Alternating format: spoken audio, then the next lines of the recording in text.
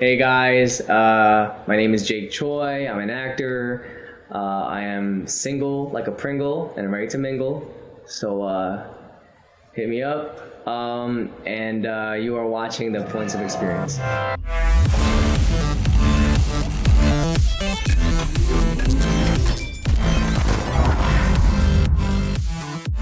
We're going to talk about this during the episode. We already did talk about it, but when I met Jake Choi, our guest coming up, I couldn't have known somebody. I've never seen someone physically seen someone at the precipice of an explosion. I could see it in just his eyes that this person was going to blow up to do amazing things. And it was on some, we'll talk about it. We talk about it on the show. Get ready to listen what this project was. But I got to meet Jake and really for the first time see somebody who was an artist to their core, in and out, hardworking, about, capitalizing on all the facets of the on-camera industry, or the theatrical acting aspect, because he primarily does TV and film. He's done theater before, but Jake, he has been on so many shows: Law and Order, Unforgettable, Broad City, Younger, The Mysteries of Laura, Lethal Weapon, Difficult People, Meet Ugly, Hawaii Five-0, Succession, East Siders, which I believe is like a web series show, but The Magicians, American Housewife, where he had a recurring character, American Horror Stories, and he is one of the lead characters on the hit show Single Parents, one of the funniest comedies that I've ever seen in my life. If you haven't seen the show and you're interested in comedy, from some of the minds like Liz Merriweather, who did New Girl, you need to watch this show. It is brilliant, and his performance as Miggy is exceptional. He is one of the funniest actors I've seen amongst these heavyweights. It's just crazy, and we get to talk to him. We're lucky. I mean, just such a chill dude, man. Down to earth as hell. Just hardworking. We didn't get to talk about this, but I remember there was a moment, because he had long hair, and he worked on a couple projects with me that I was creating, and he was lucky enough to say, yeah, I'll do what you're doing. And I remember he had really long hair, and at the time I had really long hair, and I, not that I was emulating him by any means, but I remember he cut his hair, and I was like, dude, did you cut your, did that help? And he's like, I just wanted to be considered for more roles and stuff. And then I was like, all right, maybe I should cut my hair, and you know what I mean? But I kept looking, and he also has tattoos, and I have tattoos. Yeah. And I was like, dude, how do you cover these up? what do you do? And he just kind of not that we're at all even the same type, but we're both kind of charismatically funny. Right. And I was just able to learn so much about him. He's like, dude, don't worry about the tattoos. They'll figure it out. They'll cover it up. He just put me at ease because he had gone through those moments of worrying about your hair, worrying about your tattoos, worrying about getting this job, X, Y, and Z, worrying about the agencies. And we get to talk with him, and we go over all these things. We talk about his process into getting cast on Single Parents. We talk about how he got into this, how he had a vastly different career before he was even doing acting, kind of making his first breakthrough moments, and kind of the whole experience of getting on a hit television show. I think this is one of the most informative episodes. If you're interested in doing on-camera acting, if you're interested in comedy, then you are going to be pleasantly surprised by all the information and the real, truthful, heartfelt experiences of what it's like to, go through pilot season, go through testing, and to getting cast on a show, because he did it against the odds, and he really worked his ass off to get there. And before they get to the episode, say again, Joe? Oh, no, I had a crazy idea as you were speaking. But what if one of our listeners takes a lot of the advice that, from the stories that are told on the podcast, and what if we interview them after they get some success from it? I would love that. I think that would be the ultimate dream. We can. I think let's anyone, streamer, voice actor, regular actor. Well, I don't want to say regular. I don't want to. We're all actors. Yeah. I know what you're saying. Listen, physical actor. Not an AI bot. If you're somebody who's learned anything from here and you've been able to propel your career, please write in. And you can also write in your questions, which we've had on this show, to info@pointsofexperiencepodcast.com. And it's also another wonderful time to let people know about reviewing us and subscribing and hitting the like button and all those things you can do to help us get the word out there to other people so they can learn from other amazing artists, storytellers, whatever faction of this industry they're in. And guest requests. Yeah, guest requests are big too. If there's someone you'd like us to have on, please email us and let us know, or comment like in the social media stuff too. We're listening and we're watching. But gosh, everybody stay tuned for one of my favorite episodes we've got to do thus far. As an actor myself, I learned so much, and getting to know Jake better was an absolute treat. So stick around. The Points of Experience podcast with Jake Choi coming right up. All right, dude. So walk me through those earrings right now. Can you come up close? I got to see this up close here. So, are they okay? The Sharingan. Yes. Wait, you know what kind of Sharingan these are, right? That's not the Mangekyo though. It's the the Susanoo. That's the after it goes. Oh gosh, it goes the first time. What is the form names? Because Mangekyo is when it spins into the three. That's it's Sharingan, right? Yes. And like when you have the three tomos, like three, yes, and then it's the Mangekyo Sharingan, and then the Eternal Mangekyo Sharingan. Is that so? What's that? The Eternal? This is Madara's EMS. Oh. This is Madara's. Like I'm pretty sure this is not the Mangekyo. I'm pretty sure this is EMS. Because only Madara and Sasuke has ever had EMS out of any of the Uchiha characters. Oh my god. Because you gotta take someone else's the eye in order to get the EMS. Yeah, but this is Madara's. Yeah. Man, one of the greatest anime series of all time. I'm so happy that you've become this like super huge fan of Naruto. Yeah. I remember when we were first talking about it, and we talked about it last time we hung, but like it's one of those series where I had a friend who was going through like a deep depression, and literally like not that I'm trying to play like psychologist or therapist or anything like that, but I was like, dude, start watching Naruto in addition to like doing a billion things, and I guarantee you it will change your life. And literally this person like went on a deep dive, and now they're like, it was like, oh my gosh, just having this series of my life has changed me. Is that like, I feel like it's done that for you in a way. Absolutely, man. There are so many elements and themes that they explore that's deep. It's very positive. And very even relevant to this day, there's a YouTuber named the page name is like Sage's Reign, and he does like breakdowns of like Haku and Zabuza, Itachi and Sasuke, like Naruto's like hard-nosed like stubbornness and heroism, like whatever. And he has a great voice too, but the Haku and Zabuza one immediately made me cry, because basically, he was talking about how Zabuza could come off as this predator who's using Haku as a weapon, but when you keep watching through Naruto, you see that Zabuza always loved Haku. You know what I mean? Like he always saw him as a better version of Zabuza, and he never wanted to taint him. That's why he never let Haku like hurt anybody. Because he was like, you're the pure, you're like the version that I could never be, because I'm tainted. You know what I mean? And he loved Haku like a brother. So like, dude, I'm telling you, man, Naruto gets deep. Naruto gets so deep, man. What is your favorite, either not necessarily arc, but moment in the series? Like, do you have a part or like a fight or an interaction in the series? Like, I'll give you mine. What'd you say? I know.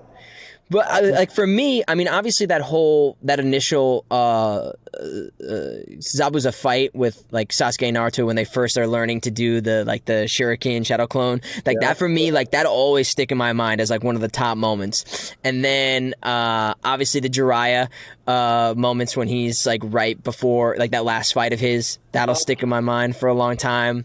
And the Pain arc, I think the Pain, like that whole arc for Pain. Like that was deep on me. Because that whole speech that Pain gives to Naruto when Naruto's in Sage mode, and Pain has Naruto pinned on the ground with the black rods. Yeah.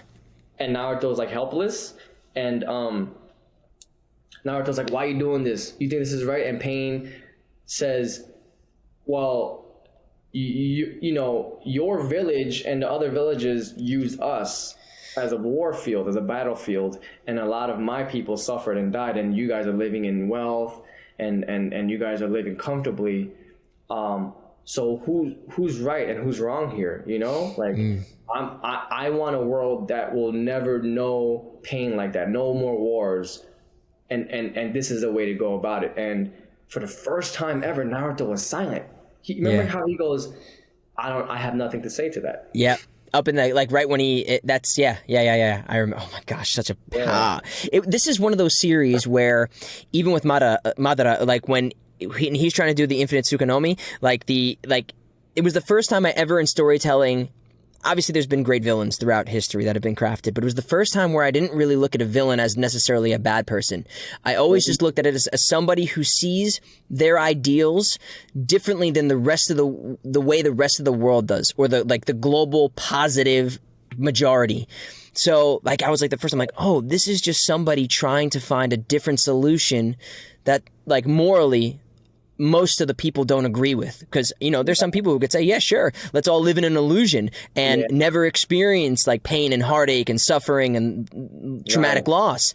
And Naruto, I mean, with pain, they do it over and over and over again in creating these villains. And as a storyteller, as an actor, as an artist, it really, like, helped me whenever I'm playing, like, somebody who's not necessarily, like, you know, right down the narrow path, has, like, moments where they're, and for me in voice acting, it happens all the time. There's characters that aren't necessarily, you know, they're not always, even if they are a good person, they might not always have good intentions, all the time. Sometimes it's selfish but, you know, to see things from, like, why does this person, you know, do this bad thing? Perceived. I think it's just one of those shining examples of a brilliant storytelling piece of art. Yeah, Kishimoto is a straight up genius. I don't use that word a lot. And you have to appreciate his care and time and energy that he put into the characters and their backstory, because Madara, legendary villain, right? But that whole arc with him and Hashirama explains how he got to that point, and you realize Madara just wanted war to stop. Yeah. He just wanted to take care of his family, his younger brother, and wanted to create a village with his best friend Hashirama, and they can live in peace. And then, you know, if people have seen the series, that doesn't happen because people don't trust him. And, you know, the Uchihas were really, like, oppressed. They were shunned. And it's like, that's not Madara's fault. And so Madara said, okay, well, then I need to go out and create the world that I want in my own way. And the world where no one takes advantage of anyone. Everyone's living in their own dreamland. So, but, you know, like, his heart was in the right place, but it's not. First of all, legally, you can't do that. You can't put everyone in a trance. And then, you know, like, morally, ethically, like, it's very questionable, right? Yeah. But speaking of Madara, man, one of my favorite moments is when he steps up to that cliff for the first time and shows his body to the whole Shinobi Alliance. Remember, he's in the cliff like this. Yes. Hair is like just like in the wind, just waving. Yep. And he jumps down and he literally runs through all of them. That fight scene, because the animation and choreography of that fight scene is just epic, man. Yeah. You see, they pull out wide and you just see him go, and everyone just like, all the ninjas are just like kind of flying because he's just beating the shit out of them. And then you see his eyes go bing, bing, bing, bing, bing, the Sharingan, and then you see where all the people are trying to come and attack him, and he's catching everything. Yep. And you're like, we waited 700 episodes to see Madara finally. You know what I mean? That whole thing is just and even like the final, well, I guess that is right there, like those final, like with Guy when he fights, that whole moment. Eight gate, Might Guy. Yeah, Might Guy is who gets to the gates. Guy, right? Night Guy, yeah. Like that's again another huge. I mean, God, we could sit here and talk about this series for the whole episode, but I'm glad. We gonna need like multiple episodes. Yeah. But what anime are we talking about? I know. I want to get back to this. I'm sure we'll circle back one way or another, but I want to get to talking about you, and for everybody here who doesn't know you or is been a fan. Since I've known you, I have been a fan of yours since the first time that we met we were just talking about this, the sci-fi series. What was it called? School Spirits, right? Oh, you remember School Spirits. I thought it was like college something, but we did this thing. College humor. Way different. Yeah, it was School Spirits, a sci-fi. It was like a semi reenactment, but also scripted acting kind of show that we met on, man. That was my first ever like big non-indie project. My first ever. It was like a big deal. Like network television. Yeah. For me, I mean, we talked about this when we hung out last, but I thought this was going to be a way different scenario for me. I mean, you had a character that you were basically basing your performance on. You know, there was a real person who you were playing that. Yeah. Game. Yeah. Wow. Yeah. I thought that was going to be a similar situation for me, which was not the case. But I got to sit and watch people like you, and I got to see, like, I'm like, okay, these are some people who are, you know, putting in the work here. And I remember specifically looking at you and being like, okay, this person's talented. And me, you know, coming from this like starving mentality of being like, I gotta be around the people who are talented. Yeah. I gotta be around the people who are, you know, so, you know, just trying to do my own job of being good and being funny and at the moments that I can to be like, okay, listen, I'm here to play too, guys, you know, like, let me like, so, and I remember that's how we connected. Yeah, man, we did. That was, I think our group scenes were my favorite scenes. You know what I mean? Me, you, remember Jason, Brock, Nick Teddy, I remembered his name, yeah. Nick Teddy, because they're based on a real group of friends. Yeah. Remember? And I had just done mostly like, I had just trained at Strasbourg, mostly in theater a few years before that, and then took other classes at different studios. Did a few indie films, did like a play, and that was when was that? 2012? 2012 maybe, yeah. 2012, right as soon as I moved to the city. A year out of like school. Yeah, and I was like, listen, I'll do anything. I was auditioning for every play, every indie film, everything I can do. But I was like, wow, this is... I wasn't used to the director only being the director. I was used to like being on a set where like the director was a DP and also the sound guy, and like, you know, your crew was 5 people deep. This was a real production. Yeah. And so, you know, like you said, I wanted to bring the best work. You know, I don't want to embarrass myself. And you're right. There were some real legit actors on that set, like you yourself included.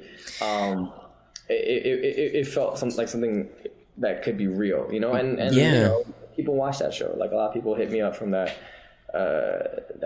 episode. That was you were so good in it, and I instantly knew that, like, I'm like, okay, this person's gonna go on to kick ass. Like, there's no doubt in my mind, and it's been so fun to watch you, like, just kind of achieve a different, like go into like different forms, like freaking Goku, man. Like, you just kept like leveling up, dude. You just kept leveling up, and it was so inspiring to me. I'm trying to get this level. I see you right there, Ultra Instinct right there, dude. Oh yeah. But I just kept seeing you kind of achieve those new levels, and for me, because you're a little bit older than me, but I kept like looking to you as like someone like, okay, this is how you do it. And don't say your age. Never. What, you kidding me? I've been 18 for freaking as long as people will know me. Your public age, right? I'm 18 for as long as they'll let me be. So, you know, I just kept looking to you as someone who, like, okay, this person knows what they're doing. Like, how can I watch and emulate and see like what their strategies are? And I even remember when you moved to LA I was like, okay, that's a smart move. I'm like, how do I do this? And I remember hitting you up, and I just kept like looking towards different ways you were maneuvering the world as an actor. Obviously, I was doing a lot of production stuff at the same time, and then you wound up working on a couple of my things very graciously and generously, and because you're brilliant and you only increased the quality of what I was doing. But I want to go back to kind of, because I don't know if I ever really, I mean, I obviously knew you grew up in New York and I knew all this stuff, but I'd love to get the kind of origin story of yours. Like, I knew you grew up in Queens, right? And that's where you went to school, and you were like, well, I know you started playing basketball. Can you talk me through like young years into getting into all this stuff to kind of that first move to be like, all right, I'm going to take this seriously as a profession? Yeah. So yeah, I'm from Queens, Elmhurst, Jackson Heights, to be exact. And before I ever really started playing sports seriously, I used to act in like school plays in middle school. I didn't really want to, but I did because I was good. Like they're like, because the way, if I remember correctly, the way our teachers would cast us is they would have us read these plays in class, and they would encourage us to kind of get into it. Don't read it like it's a textbook, read it. And I used to just kind of have a crazy energy, I guess. And they were like, "Oh, okay, you're gonna do this, and you're gonna play this role." And I used to hate it. I just wanted to go out and like run around, tumble in the mud, and like play soccer and whatever. But I loved making people laugh. I loved storytelling when I wanted to do it. But then junior high school came along, and my friend introduced me to basketball. And I was like, whoa, what is this sport? He showed me like a game. It was a Michael Jordan clip. And I was like, who is that? He's like, you don't know who Michael Jordan is? I was like, no, I don't. But he's like flying everywhere. And he's like, yeah, man, this is basketball. He's the greatest player in the world. And so that's how I started playing basketball. And then he would bring me to the park. And New York, New York, like New York is a basketball mecca. There's a basketball court outdoors like everywhere. Every block, every 2 blocks. Yeah, exactly. And I started getting really good. And I started playing, for CYO teams and AAU teams in junior high school. I played for my high school team. And then I played a year at Brooklyn College. And then I went overseas, played in Korea, played for the best university there, played some semi-pro level basketball for the U.S. military team that was based in Seoul. And then I went to Japan. I tried out in front of Kobe Bryant's dad one time. What? And then I got 2 emails from the Japanese teams that I tried out for, and they said, if we can sign you as a domestic player, we'll sign you and you'll be our point guard. Like, but I couldn't sign as a domestic player because I don't have a Japanese citizenship. And so they said, we can't sign you as a foreign player because we're only allowed 2 foreign spots on our team. And those go to the big centers. They're like 6'8", 6'9", you know what I mean? So I was like, then I can't play with y'all. Then, and they're like, yeah. So, and then 2010 came along, and I was like, I quit, man. I'm done. Like, I don't want to do this anymore. I'm just I don't feel the passion for basketball anymore. I just lost it. Why do you think that is? What was it just kind of like the discouragement of like, I can't get a citizenship to here, and I was going to go play pro and now I can't? And you know what it is? Like, the culture in Korea, because I was living in Korea most of the time I spent, the culture in Korea when it comes to like athletics and like entertainment and stuff like that can be pretty toxic. So that kind of made me lose the interest for basketball. Like can be very abusive and toxic, more so than America, because there's like a hierarchy system. So like the people that are above you can treat you like shit, and you can't do anything back to them. But you can treat the people under you like shit, and they can't do anything back. You know what I mean? Yeah. So it kind of, basketball or whatever you're pursuing is supposed to be fun. You're supposed to love it, and that's why you do it. Especially something like sports. But it wasn't that. And so when I lost the passion, the hunger for it, I woke up one morning and I was like, I need to stop. You know what I mean? Like, Yeah. I can't keep going if I don't love it. Especially something like athletics that is very physical. Like, you have to spend 8 hours a day training every day just to keep up with everybody else. Mm-hmm. You know what I mean? It's not like acting is not like that. There's nothing that you physically go to the gym to do 8 hours a day every day. You know what I mean? Like, yes, yeah. From a physical perspective, yeah. Like you have to throw up 500 jump shots until you make it, and then you go into the crossover, and then you run. Like it's like a thing, like a tangible thing that you do. Mm-hmm. Yeah, man. So and then I started taking acting classes there in Korea because my ex-girlfriend at the time, she was taking acting classes, and I was like, wow, I guess many years have passed since middle school. And now I felt so different about acting, and I wanted to do it because in high school they used to always pressure me into doing plays at Newtown, and I never did it because I didn't want to, even though I knew I was good. They knew I was good. Yeah, I can do this, but I just didn't want to. And now, after quitting basketball, I took a class and I was like, wow, this is so different from basketball, from athletics. This is what is this? Like, I feel good when I'm doing these exercises and watching someone else just like the exercise can be like, hey, here, drink this hot cup of tea, okay? Just drink the hot cup of tea. And you're just like, okay, cool. But it's not hot. It's obviously not hot. But you're on the stage with this cup and and something about watching someone do it and you going up and you're doing it and talking about it after was really fun. It was so fun. There was no competition. It's not winning. It's not about winning or losing. It was about having fun and being truthful and honest, and just what's the story you're telling? So you're having this hot tea, but like, why are you having it? You ever thought of that? Are you having it because you want to celebrate? Or are you having it because you just been through something traumatic and you want to calm down? Then you would drink it in two different ways. Are you having this tea because you're sick and this tea, this tea is going to help you? Well, then you would drink it different. And I was like, fucking bitch, I was just drinking the tea because you told me to drink the tea. And he was like, well, and then the teacher was like, well,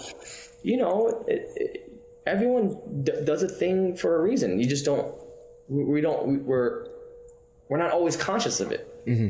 right? But as an actor, you're conscious of what your character is doing. That's a smart actor, and so, and that came also the thing that I want to bring up is that there's this question of, well, how do you act drunk, right? The answer is, why were you drinking in the first place? Why did you drink? Why are you drunk? Mm-hmm. Not there is no yes or no. It's why. Yeah. If you're drinking to celebrate a big booking, an acting booking, your drunk is a little different than if you're drinking because you lost your mother. Mm. As opposed to you're forced to drink because this big director you want to work with is having a party. You don't want to be there, but you're drinking. You know what I mean? And that's a different drunk. Yeah. You know what I mean? Because that in those scenarios, sometimes, and it kind of goes the same way for crying too. When people say, "How do you cry?" Oftentimes you're trying not to cry, and when you're drunk, oftentimes you're trying not to show that you're drunk. So that's more of the action rather than like playing drunk and being sloppy. If you're having a good time, sure, but more than times than not, you're trying to like keep it together and like act like you're normal. How many times do people go, well, I'm not drunk. You're drunk. It's like, but they're drunk, obviously. Yeah. Yeah. No one, most people don't go, oh man, yeah, no, you're absolutely right, man. I am so trashed right now. Yeah. Be completely candid about it. Well, that's, I think, something that you get when you have a good acting teacher and good acting classes. They will illuminate these things that a lot of times in high school, you see a lot of people, or I've seen people that came from like a high school program. I didn't come from a high school program, so I didn't have like the understanding of like what necessarily bad acting was, but you saw a lot of people trying to display, indicate what things were, like being angry, like I'm really angry. And I was like, why is this person like acting like that? I didn't really understand it for me because I didn't have like that exposure to being rewarded for being so big, I guess is a way of putting it. It's very indicative acting, you know. Yes. Yeah, I didn't. Yeah, you know, I like I said earlier, I didn't go to high school for acting. Like I didn't act in high school. I also didn't go to like these big programs like Juilliard and LaGuardia and Yale, Carnegie Mellon, you know, and what have you. Yeah. I scraped up whatever money I could have. I can scrape up and was like, well, where did all my favorite actors go to train? So, you know, and then I made a list, and, you know, it came down to like Strasberg, Adler, someone to Esper. And I was like, cool, like I'll check those out. You know what I mean? And then I went there, and then like I didn't do these crazy like programs or 4-year programs or even conservatories. I was like, what can I afford? Yeah. And then let me keep going back and taking classes and whenever I have money. So who did you wind up training with when you came back to New York? Who were like some of the teachers you started taking classes with? Off the bat, like the ones I remember are Lola Cohen and Stephen Michaels. And then Jan Stevenson was my vocal coach. And so those three made a big difference in laying a strong foundation at Strasbourg. Yeah, and then Lola also, we did a lot of physicality and animal work, which was really awesome. It was so clutch, you know, and just to get out of your body and understand like animals and humans have a lot more in common than we think. Yeah. And animals express emotions and actions and whatever they want to express in their own ways, but if you take that and apply it to a character, then the character can become more specific, and specificity is always really good. You know what I mean? Yeah.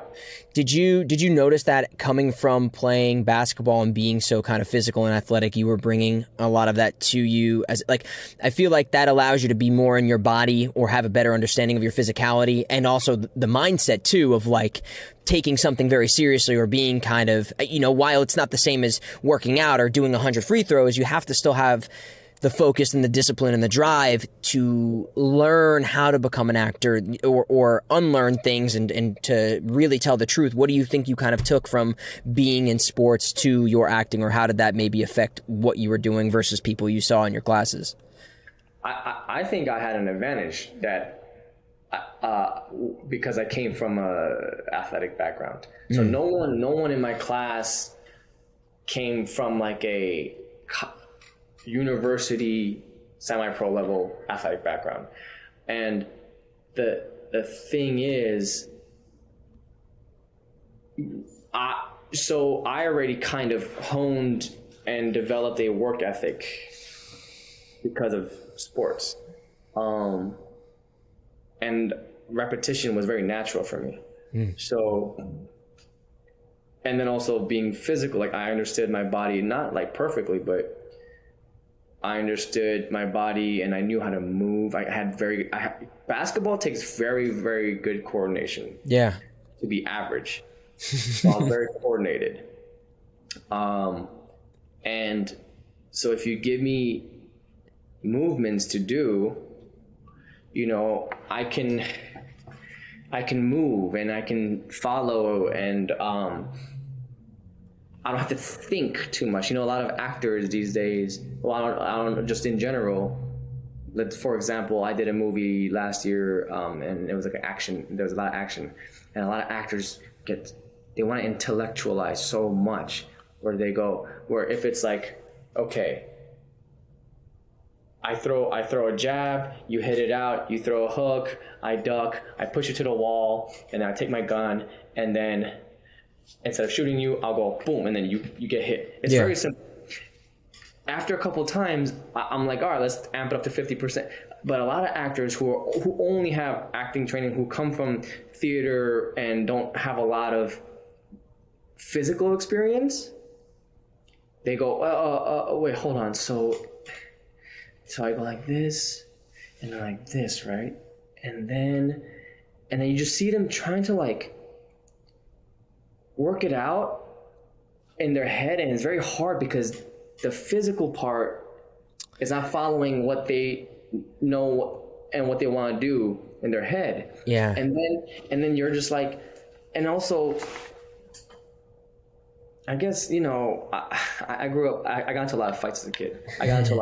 So, you know, I'm just like, let's just do it, man. Like, look, if you get hit, if you get hurt, it's, you know, like, we'll just learn from that. It's not that deep. Yeah. But a lot of actors go, but why am I throwing it like this? Why am I throwing? You know, like, what's the, and it's like, it just doesn't help anybody, you know? Like, sometimes you just gotta go, all right, like, what's real, what feels authentic, what, you know, and let's work this out. Let's rehearse, and not trying to intellectualize it, but let's just feel it. Let's just feel it out, you know. And that goes with scenes, that goes with scene work, you know. A lot of actors out there who are, you know, trained, you know, NYU, Yale, whatever, they don't want to feel, they want to think. Yeah. They want to think through scenes and through dialogue, and sometimes you can't do that. You have to feel, you have to be instinctual, and,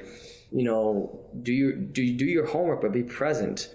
And I think questions are good. I love questions. I ask so many questions, but at the end of the day, you gotta trust what you're feeling, not what you're thinking, because then now you're in your head, and, you know, people can see that from a mile away, whether you're doing a play or you're watching on a screen. Yeah, I think you said so much there. Number one, the thing is, when specifically from like a choreography standpoint, where you're doing kind of like fight scenes and like that, anything that is physical, if an actor doesn't have any experience like that, because I think a lot of people grow up and they're obsessed with either like musical theater, or they like, you know, they like the idea of acting. But when I think the people who find the most success as actors are people who have lived experiences and have all these different traits and things they can bring to the table, and they know how to be in their body, because standing and talking and sounding like looking pretty and sounding pretty is only a very small fraction of the jobs, and I don't think it's going to be that easy for you to find success just doing those things. A lot of things require you to be able to you know, understand your body, use your body, and not just do kind of talking head type of stuff.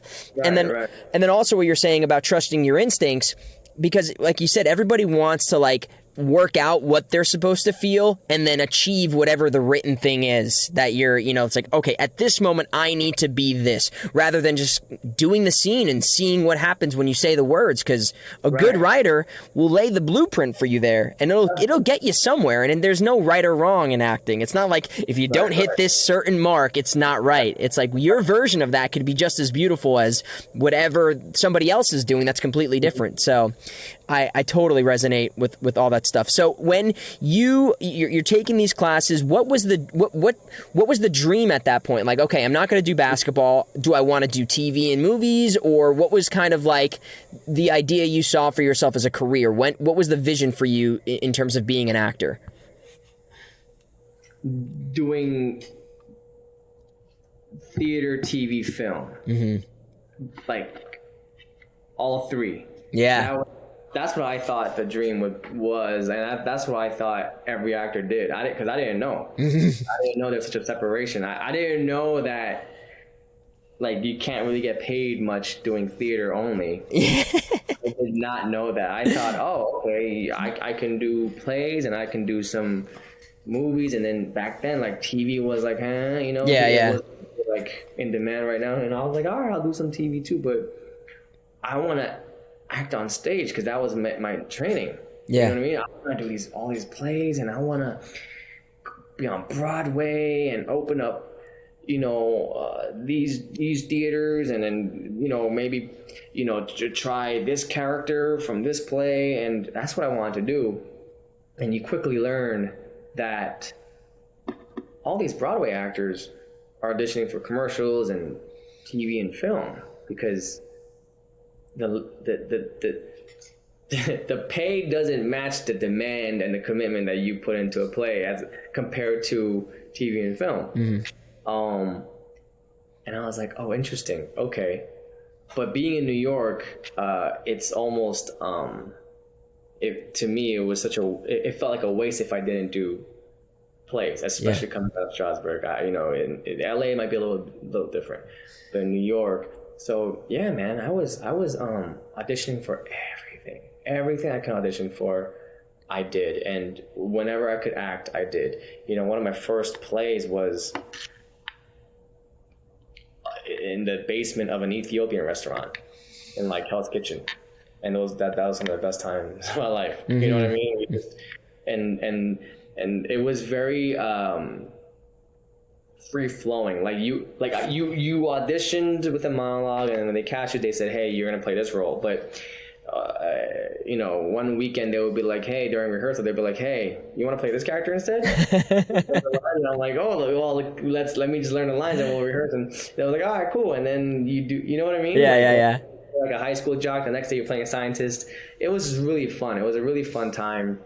And I used to go to NYU, like the Tisch buildings, and then audition, and those little rooms. That's where I went to school, and I did all that shit too, man. It was, And these fucking directors are like 18, 19, looking at you. They're younger than younger than you, and they're just as nervous. Oh gosh. But those are fun times. Yeah. What about I mean, gosh, the memories of sitting in like those for the college student films type of stuff, like that to me has such an imprint in my mind of like the beginning of my acting career. Gosh, it's and again like it, but Film Academy, man, I remember waiting in New York Film Academy, trying to audition for like a spec commercial. Yeah. Oh gosh. I mean, I made so much of I think I learned how to act really truthfully for film and TV by doing Columbia student films. I did so many of them. I was like just worked into that system from having like auditioned, and you'd like go and do the classroom scenes. I don't know if you ever did any of those, like where you do like a workshop type of thing with the teacher. And then like there's all these people are doing like student films about their life. So all the young guys are like, oh great, can you do mine too? Because basically they're all writing themselves in whatever their scenes are. So I would just play like the younger version of every one of these students in the scenes, which was so funny. I remember I did one of those for CCNY. Mm-hmm. So CCNY had a pretty decent film department, and they brought on this veteran director from like Germany. I forget her name, but when I looked her up, she was a pretty big deal. So she was directing that class. Yeah. It was for directors, but they needed actors. And I remember, man, she was so dope. She would like smoke, you know what I mean? Yeah, right. And she'd be like, let me just stop and just say one thing. I don't really, the actors, because she would direct the actors too. But she was like, you, Jake, when these two in the front were having their scene, you were still in the back and you were still living, you were alive, you didn't just stop. You see the directors, that's a good actor. And I said, oh my God. Yeah. I said, you know what? I can die happy. That, you know what I mean? Right. She did that. And, that's important, right? Like if you're not in the forefront of the scene, or you're not saying lines, but you're in the background, you still have to be living. People don't stop doing what they're doing in real life just because like whatever, they like, because they're like, oh, this is not my scene. Like no one thinks that way. You gotta keep living. And you're kind of a shining example of that. Finish your point and I'll make mine. I just want to say I remember that day like it was yesterday. You are kind of like a shining example in terms of that. And I remember, and it's so funny because I remember watching you when you did American Horror Story. I mean, this is obviously jumping a little further, but I remember there was a scene, because I remember when that came out, I was like so excited for you. I remember they had like this promo thing and it said like Jake Choi, and I was like, oh my dude, Jake is fucking doing this shit. But I remember that came out, and I remember watching that episode, episode, and I just remember even a small moment, but it's a testament to kind of what you're talking about now. You're at like this dinner table, right? And there's like a scene where you're all eating dinner, and like everybody else is talking. You have a couple of lines at this dinner scene, but every freaking moment, you're connected to what everybody else is saying. I remember there was a moment where like someone said something, and you're like, oh. And I'm like, that to me, no, like, that's not written on the page. So-and-so snaps their fingers and points to somebody. Like, that's not going to be written in the thing. And that's up to the actor to take that moment and be like, oh, I'm going to listen to everybody and I'm going to be engaged at every single moment. And no other actor in the scene was doing like what you were doing. You were so invested in every moment. And I was like, that's why this guy is killing it. That's why this guy is as successful as he is, because that's what I think separates kind of these people who are teetering at this moment in their career where it's like, can I just break through the audition process and get to people to know me? Yeah. It's how are you going to live through every moment, especially when you're holding sides in your hand and like people are giving you monologues and then it's your line, 1 line, 5 lines. How can you make that interesting? And I just remember so vividly that moment for you in that show that it sticks with me to this day. That scene, it's funny you bring that up because that scene I ad-libbed the line that they ended up using where so we in the beginning of the scene I think we all go cheers, like cheers to our friend who just booked an acting job because he's an actor. And then another character says, "Hey, don't forget us when you get big. Now, don't forget the little people." And then the actor's line is, "Oh, stop! It's only like 7 lines." And then it's supposed to be someone else's line who changes the subject and goes, by the way, like this dinner, whatever. So I remember thinking, well, we're making a big deal out of him getting an acting job. He goes, "Oh, stop, it's only 7 lines." We don't know that. Like, the friends don't know that. And that's not a lot of lines. Yeah. So I think, and so in that moment, I was like, that's it? Well, it makes sense, right? Yeah. We're so close, and it's like, so I remember going like, yay, boom, congrats. And he goes, "Oh, stop, it's only like 7 lines." And I go, "Oh, that's it?" I remember this. I remember. And then Ronan, the actor that played the actor, he looked at me, and you can tell like he wanted to crack. Yeah. And then you just see all the other actors. Now they're sitting up. Now all the actors, now they're like, oh shit, what's he doing? Like, what are we like? And you have to be ready for those moments at any second. Like that's. Oh gosh, that's such a great moment and an example. And isn't it so funny how, I mean, obviously there's some people who are like, they want to stay true to the script and the dialogue and whatever. There's certain directors that are very much like that. But a lot of writers aren't actors, and they're not going to know that moment that you're going to organically create. And that's what's so beautiful about improv. And they used it. Yes, and that's the payoff. Right. Go ahead. Yeah, no, go ahead. I was just saying the other actors, like you just said, were probably sitting around going, okay, the scene's about to be over as soon as he says this line. And then all of a sudden, you're like, no, there's another life here. And then like you said, everyone's probably like... Because it doesn't change the story, right? It doesn't change the events that are happening. It's not distracting. It adds. Yeah. So if it adds, it's good. If it distracts, it's bad. So what's the event that's happening, right? Celebrating him, he... plays it off. He's being humble. That's it. Oh, but then it doesn't stunt the rhythm of the next person's line that comes in, because it's like, oh, that's it. Anyways, let's talk about. But you know what? And I was ad-libbing left and right. Once we did a take with the scripted text. I was like, okay, we got that. We got what was written. That, because I always respect the text, like that the text is the blueprint. Yeah. But now I'm like, well, what else can we do? Like, let's have some fun. So I was ad-libbing this here and there, and they used pretty much everything that I did, because it was never my intention to disrupt the rhythm or change the story. And over time, when you try ad-libs and improv, and you gotta take risks, because if you don't take risks and get certain things wrong, you never know what's right. So that is when I knew that, okay, I can try these things, and then if the director doesn't want them, she'll come and say, you know what, this take, let's not try it. And I go, cool, all right, great. I'd rather have that than someone going like, don't do any of that. Yeah. You know what I mean? And like, it's okay if like Aaron Sorkin comes and goes like, yo, Jake, I don't want any ad-libs because the way I wrote it, like, it's very specific. Like, it's written like a play, so every line is important. Please don't like change it. Yeah. Then I'll be like, cool. But then American Horror Stories is not Sorkin, right? Like, it's different. It's written different. It's different. Very different Context. So, you know, yeah.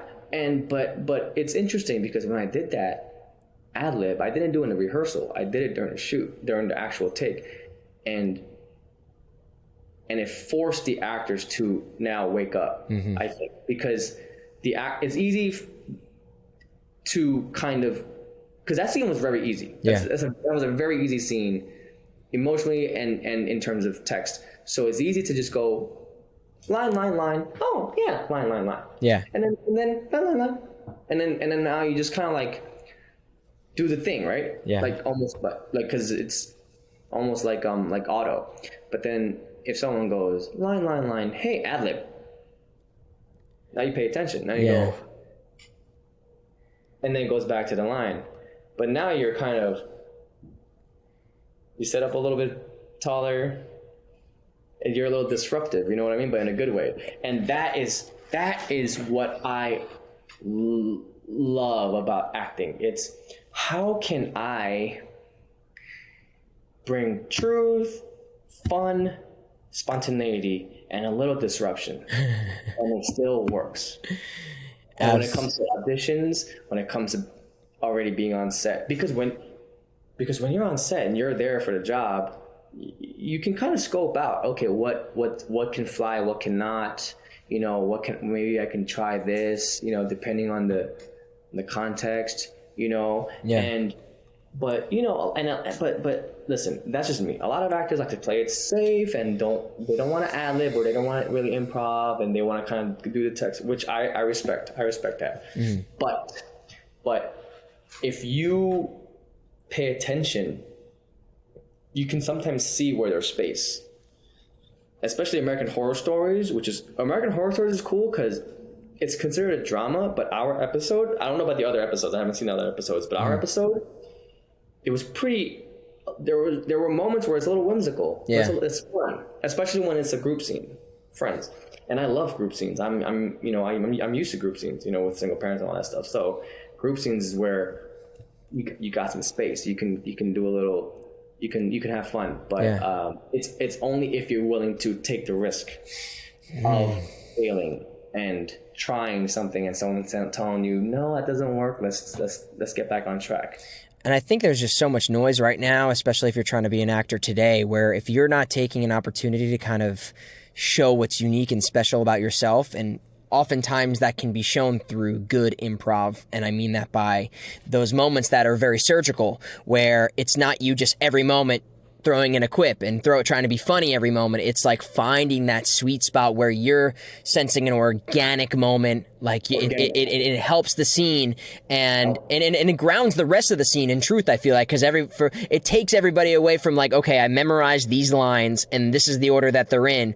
It just takes you more into a grounded reality of the conversation. Yes. So that's it's really helpful, and I think that's another way of showing in your auditions what makes you the next kind of person to be brought into these bigger, more responsible roles, because it's a big undertaking when any company, any network takes a chance on you in a bigger capacity. And that's what I kind of want to know. And obviously you wind up going on to do Single Parents, which I want to talk about, which is, you know, a very big part of kind of me getting to see you and the kind of your comedic genius that you have.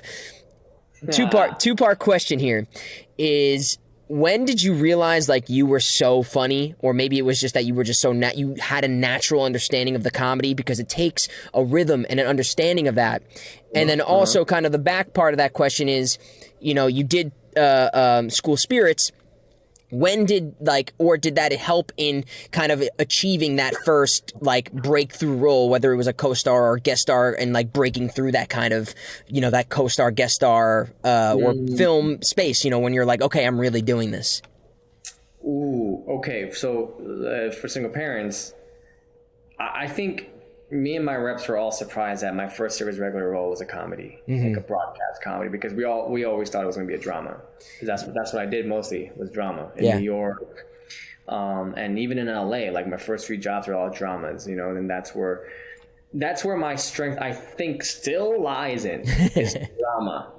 Even though a lot of people think like I do comedy, I like that. I'm good at it. I'm really good at comedy, but I'm better at drama. But people don't know that. Like people think like, yo, single parents, oh, he does comedy. He's like a comedy actor. You know what I mean? Yeah. And I'll take it, but because comedy is very difficult. Comedy is so hard. Yes. It's a different muscle though, like you're saying, than drama. It's a different muscle. Yes, different muscle, man. I'm telling you, like both you have to be truthful and you have to be very specific, but comedy even more so. Yeah. Even more specific. Like drama, you have space to be a little muddy. You know what I mean? But comedy, muddy's not good. It's got to be sharp. Yeah, muddy's not good. Tempo, rhythm is much more strict in comedy than drama. Yeah.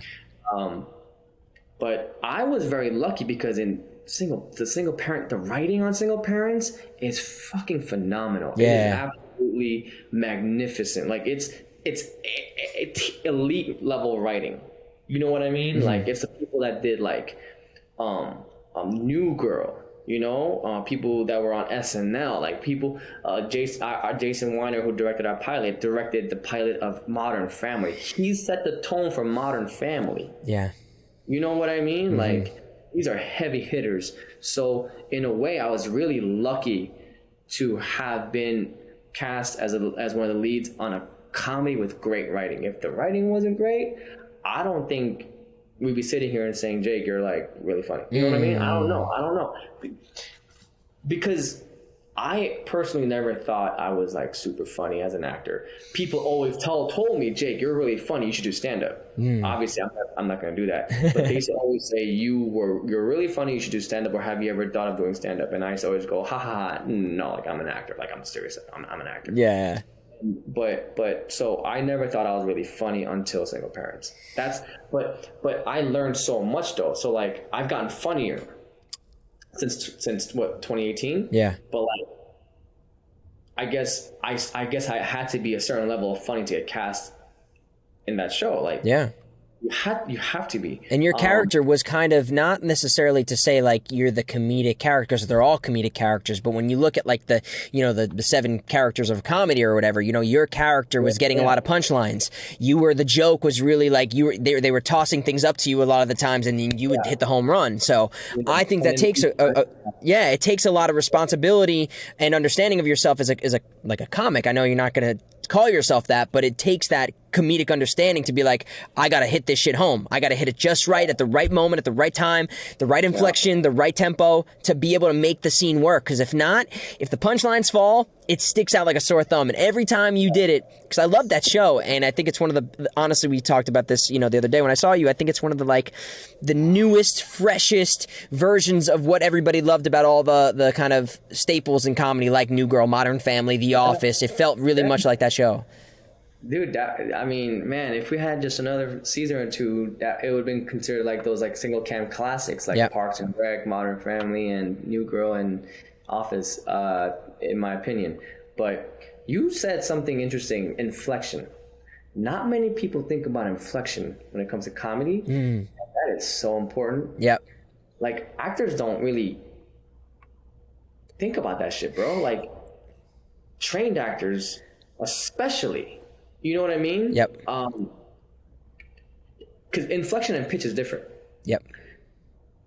So like the way you end words, the way you end a sentence, that shit can make something funny or not. Here's an example from you, because I watched the Single Parents trailer recently, and it's one of the bits that's in there when he's like, I haven't had sex in so long, and you go, I thought this was a safe space, and you go, not that safe. Like you have that inflection right at the end, and that's what makes that moment so funny. In addition to your facial and like your body movement, again, the marriage of all these different things, you're kind of like, you have this like, dude, like what the fuck? In addition to the way you inflected the line, it makes it so funny, and it's that marriage and understanding, you know, of all those things, and And as a student of acting, for anybody who is, you know, aspiring to be an actor, you have to like, I'm constantly looking at those moments and those performances for people and saying like, what were all the choices that were made to make this stand out? And that was one of those moments.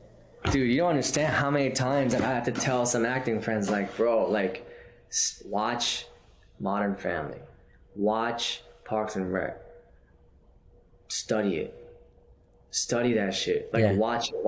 Not even single cam, sometimes like multi-cam, like Martin, study that shit. You know what I mean? Like, just keep watching. Don't watch it like, oh, like with the popcorn and you're like a fan. Nah, man, watch like this. Yeah. Because there's a reason why that shit is funny. And you as an actor living in, let's say you live in LA or just anywhere in America, there's a lot of comedies that are being made right now, right? You know, for whatever reason. And you, like, if you don't watch and you're not naturally funny and you're not a big whatever name from the comic world, you're just gonna get left behind, and you can't complain like, well, they don't want to cast me in comedy because I'm not funny. Well, shit, then get funnier. Yeah. Some people are born with a funny bone. Yeah. That's the truth, and some people are not. But if you're not, then you got to work that much harder to get funnier. Yeah. Right. And you have to watch. Like, why? How did this person deliver this fucking line? What was their reaction, you know, while saying it? What was their reaction when they were not saying anything? Mm-hmm. You know, like, you know, and like, oh man, a great book. There's this book called The 8 Characters of Comedy by Scott.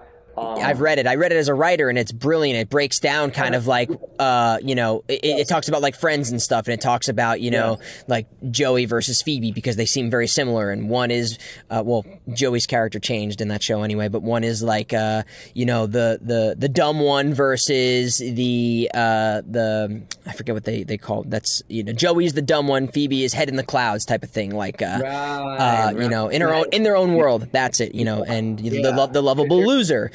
Right. Yeah. They're clueless in different ways. You know what I mean? Yes. And so that book is great for writers and actors. I love how he kind of goes back and goes, hey, as a writer, this is blah, blah, and as an actor, this is, you know, blah, blah, blah. Yep. And you know, so like, first of all, you can't only watch comedies and just be like, okay, now I'm going to do comedies, right? But, you know, so you apply what you learn by watching. But that book talks about setups and triplets and extended triplets and jokes and, you know, misdirection and then also like comedy does rely on a lot of the character archetypes more than dramas. Yeah. So, you know, and that helps you.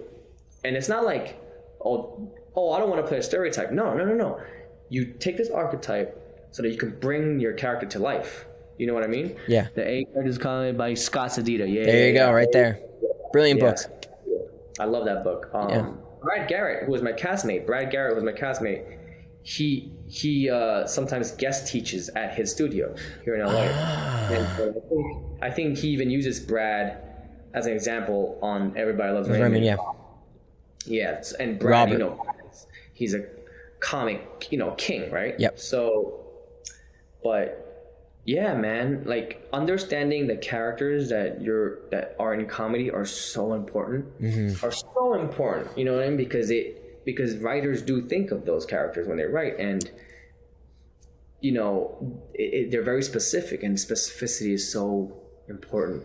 You can't, like, if you get a comedy audition, you gotta know how to at least like have an idea of, is this person that like super type A, high strung like character that just doesn't know how to have fun and can't relax their asshole? That makes them funny. Yeah. You know what I mean? But if that's a character and you play him like a fucking, you know, like a pothead like hipster, you know, I don't know if that's gonna work. Yeah. So, you know, so specificity in, you know, and archetypes help bring out characters and bring them to life, and that's really important in comedy. And these are all things that I learned doing.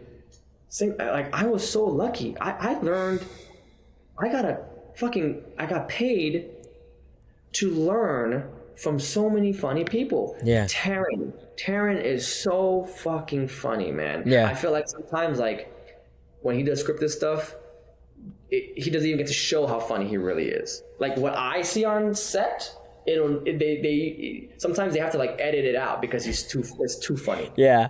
Like, Taryn is so funny. Leighton and Kimry are so funny in their own grounded ways. Like, but then Kimry and Leighton both have their quirks that it comes out every once in a while. They're so fucking funny, but they're more grounded, right? And then Brad is just like, he barely has to do anything. He's funny. Yeah. And then you got someone like Jason Weiner, who directed the pilot and the second episode. I'm learning so much because there'll be a line where you know, I'll say the line and I'm talking about something I love, right? So I'll like say it and I'm like, yeah, I don't know, I love Patty Jenkins. You know what I mean? And then it'll be funny, but Jason will come over and be like, yo, that was really good, that was really funny. Hey, try it like matter of fact. Just matter of fact. And so I was like, okay, cool. So Kimry or whoever Leighton's character would be like, why do you want to watch Wonder Woman? I don't know, I just love Patty Jenkins. You know what I mean? And I'm doing the scene like in one part of my brain, I was like, holy fuck, that was funny. Yes. Like, okay, what's my next line? Yeah, sure. You know what I mean? Like sometimes, you know, you say something matter of factly and it changes.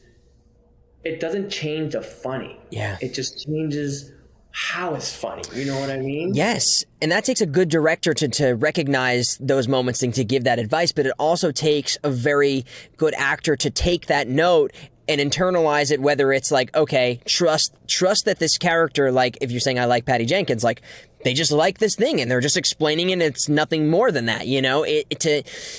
Having all of these elements in place, having someone who's a good knows how to guide these different ships, because most of these actors who work on comedies, like you said, they are learning on the job. They've worked with other veteran actors, even the people who have been doing this from, you know, the beginning of time. Imagine all these people who got to work with Steve Carell on The Office, you know? It's just like you have these gifts given to you, and it takes a smart actor to be like, okay, I don't know every single thing here. I'm the shit. I'm going to, you know, show everybody else, but I'm going to say I'm going to be a student and I'm going to capitalize on this thing to be like, I'm getting paid to take master classes. That takes a really strong discipline to capitalize on that. Yeah, dude. I'm just I was so lucky for my first big comedy job, like, because I've been on comedies before, right? Yeah. As like co-star, guest star, but most of the time I was like the straight man. Broad City, I was like the straight man, where Alana was just basically flirting with me, and I had to react to that. You know, I did a few other comedies, and it was really mostly like just a straight man. Yeah. You know what I mean?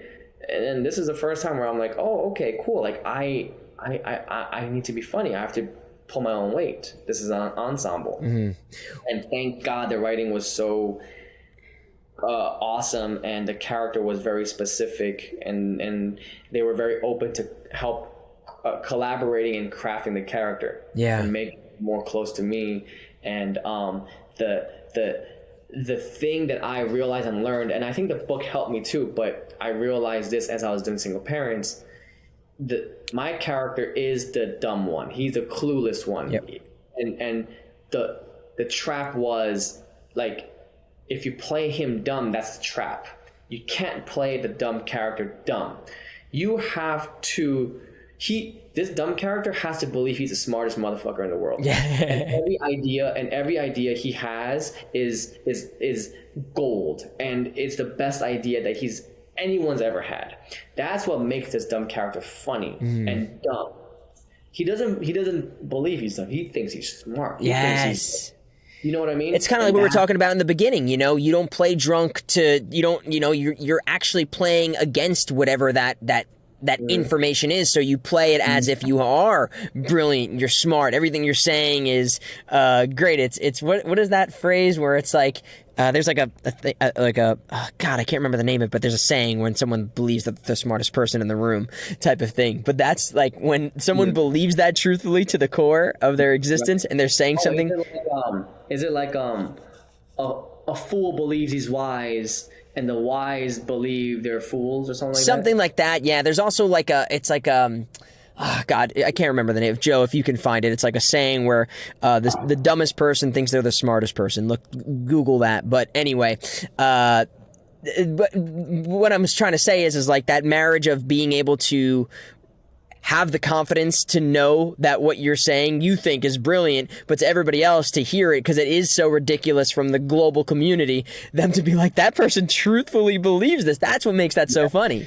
The smarter you feel, the dumber you are. Is that what the Dunning-Kruger effect? Dunning-Kruger. That's it. Yeah, Dunning-Kruger is what it is. Yeah, and that is such a simple but important secret to playing dumb characters. Don't ever play them dumb. Yeah. Don't ever.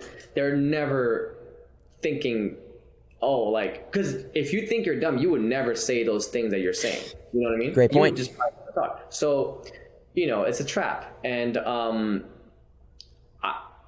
thank God I never fell into it because I had, the writing was so great, and also I just learned early on from working with these people, like, okay, cool. Like, you still need to be grounded and find the actual truth with the characters and the scenes and the relationships. But the book also helped me out a lot because I think the book did mention, like, they don't ever think they're dumb. Like, the dumb characters think they're smart. That's why Joey always was like, yo, I have an idea. Yeah. Let's do this. It's going to make us $1 million. Like, he believed it. Yeah. You know what I mean? Like, it was not a joke. And people were like, what? Yeah. And that's why it's funny, right? And then the reaction that comes out of people being like, no, what? And they're like, ugh, and you had that too on that show. And that's why absolutely. It was so good. Your performances are so great. I really hope to see that show comes back. I think it would be, oh my gosh, I would love to see the show come back. I want to talk about, because I know when you moved out here, you did I believe it was like the ABC showcase, right? And that's kind of like what led everything to you getting single parents. Am I saying that correctly? I think it had a small part in it. Okay. Until it really mattered, then it was a big part. But so I did I tried out. I auditioned for the ABC showcase summer of 2017, and then got a call back, and then it was like a mix and match callback where they had like 28 actors in the room, and everyone goes in pairs, and you do like a scene, but you do like the first page, and they go, okay, cool, you keep the scene, you lose a scene and go out and get it repaired. And that's just like the whole day. Yeah. 8 hours. And then you do that again the next time, again, with a whole group of different actors. And then they say you got cast. So from there you start, and then they cast like 12 people, 14? I forget the number, but and then you go to the Disney ABC building in Burbank, the lot, and you meet up with the directors. There are 3 directors, and each director will get like 2 or 3 groups, and you get paired up, and then they'll give you these scenes that are written from writers from the director's writers program from ABC, Disney, and then you rehearse for months, but like obviously like sporadically, and that was a really cool experience because you get assigned a mentor, and the mentor is a casting executive at ABC, and like executives, right? So, and I love my mentor, Brenda. She's now like the SVP of casting at ABC, but Brenda, she's the sweetest. But so everyone gets a mentor, every group gets a mentor, and then we would rehearse, and you just see people getting like their partners like swapped out because it's not working, something's not working, and I was like, this is fun. I don't know what the fuck I'm gonna get out of it, but this is fun. Because 2017, I kind of already had a pretty decent resume. I came from New York. Like I was like, I hope this is like not a waste of my time. Yeah. When I realized it wasn't a waste of my time was when we started doing tech at the theater, El Portal. It was like tech week. So it was like a whole week of tech. And all the executives were there, like all of us in the theater, like, because I didn't really get to meet all the executives, like, in half time. It was only our mentors. So you get into the theater, and then even the president of casting, Io, at the time was Io Davis. Io is now like the top head dog at like the whole Disney Plus department. But at the time it was Io Davis. Even she would come, and you know, when Io comes through, you're like, oh fuck, that's Io. You know what I mean? Yeah. But then you start like, they're there like humans, and they're working with us, and you start rehearsing through the scenes on stage or in the hallways, or you know, in the corner, and you're like, oh my god, these people are like our colleagues. They're like friends. They're not casting executives. They're not people who are like above us trying to give us a job. They're just regular people there to help put on the best show for the year. You know what I mean? They're stressed. They're going through what they're going through. And that's when I realized, oh man, this is cool. Like, this is cool. These are all the casting executives of ABC. Yeah. Like ABC, like this, like whether it's a studio or the network, like these are the people that are gatekeepers in a way, right? Is what I call that. And you're getting to see them every day for months, like not months, like the whole week, for hours and hours and hours, because they want you to succeed. They're colleagues, and then you know, the night, the showcase itself, we were packed. Like El Portal seats maybe 350, 360. We had like 500 people in attendance, and every person was like somebody. You can't be a nobody and get invited. You know what I mean? Yeah. So, and then I was the one that got the talent deal out of my group in LA. I got a talent deal that helped a lot, because basically you get some money, you get a nice chunk of money, and ABC is more invested in putting you into a show or a pilot for the next pilot season, because our showcase was November, and then January is pilot season. So they're now, you know, like, and they have you like on retainer, right? Is that how it works? Like they basically, very loosely. Yeah. Like if I was auditioning for other networks, it wouldn't have been a problem. Now, the only time that would have been maybe an issue is if an NBC pilot wanted to test me. Yeah. Then we would have to let ABC know, and ABC would have to be like, either no, because we have a pilot we want to test you for, or yes, because there's nothing that we have for you. Did you do a comedy scene? Yeah, all of our scenes for that year were comedy.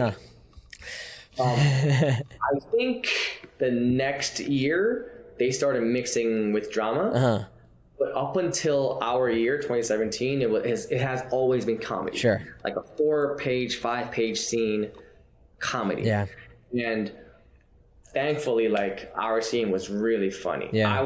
Like, my partner Kunal is funnier than me, I think, naturally, but he played like the more grounded character. And then my character was like the messy video game playing, like, weed smoking slob roommate. Yeah. You know what I mean? And it was so fun to play that, because I just don't get to do that often in front of 500 people. You know what I mean? And you know, and it was fun. It was great. Our scene is probably the best scene. You know what I mean? Like objectively speaking, our scene was like the funniest, the best scene. Clearly. I mean, if you were the person selected, you must have killed it. And again, it's like, I know you don't consider yourself someone who's funny, but you have that natural, I think, affinity to understanding comedy or just being funny. I don't know where you learned it or how it developed through you, but was that like, I mean, there's a reason why people resonated with that, or all the executives did and said, yeah, we want to have this person on a show eventually. Yeah, you know, I guess it was just like the commitment to the story. Like, what's the story? What's the story we're telling? All right, and my character is very committed and intense, so I need to be committed to that, and I can't play it like I'm in on the joke. Yeah. No, like that's not funny. You know what I mean?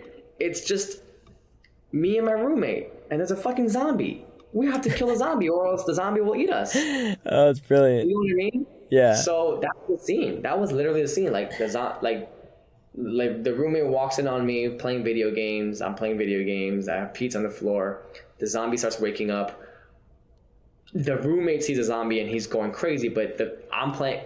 But right when the zombie wakes up, I'm at the part of the video game where it gets really intense with, like, I'm killing zombies. Yeah. I'm killing zombies in the video game. He's trying to kill a zombie in real life, and I turn around and I go, "Oh, it's a real zombie! Oh shit!" So he's like trying to like stomp on it. I take an axe and I jump over the couch and I fucking like axe him. Yeah, and then like it ends with like I forget what the button was where I was like, "You want pizza?" You know what I mean? Like, yeah. And then that's how it ends. But so yeah, man. And I think after the showcase during pilot season, I was auditioning for obviously a lot of ABC stuff. But I was low-key worried because I was auditioning, not really getting anything, no real callbacks or anything like that. And then I get an audition for Single Parents. And, my manager and my agent at the time was like, damn, this is one of my favorite pilots of the season out of all the networks. Like, I'm so happy this audition came through. And I was like, oh, okay, no pressure. Cool. All right. And then, so I auditioned for it. And then they go, yo, we want to call him back tomorrow for the producers. And then I go in for the producers. It's like the director, Jason, JJ, Liz Merriweather, and, Aaron, Catherine, all of the producers, and Seth, the casting director. You go in, I have 2 scenes. I do the scene, the first scene, and, you hear a couple of like snickers, like, and like, but none of them really like laugh. And they're like, all right, next scene, no adjustments, next scene, no notes. All right, cool. And they do the second scene, and they're like, they don't laugh, but they kind of like, sort of, like chuckle. And I was like, and they're like, all right, cool, thank you. And I was like, all right, cool, thanks guys, bye. And I leave, and I'm like, I'm not getting that. Yeah. And then, like the next day or that night or the next day, my manager texted me and he's like, you're testing for Single Parents. And I was like, oh shit, okay, cool. Like, I did not think that was gonna happen. Yeah. Because they didn't really have any notes. It just didn't feel like they really wanted me. But I guess that's always just different with everyone. And then, but I didn't know that the audition came in because one of the execs, Emily, at ABC, Emily Deshotel, I love her. They were having trouble casting that role for like a week or 2. So Emily calls Seth, the casting director, and was like, yo, you gotta see my boy Jake, who just did this showcase. He's actually really good for this role. So that's why Seth called me in, because he didn't know who I was, and they weren't really seeing Asian actors for that role. Like maybe one other one. So there was no reason why I would have got called in, right? If my agent submitted me. So Emily was like, yo, to their casting director that they hired, like Jake should read for this. So when I went in, I've never met Seth.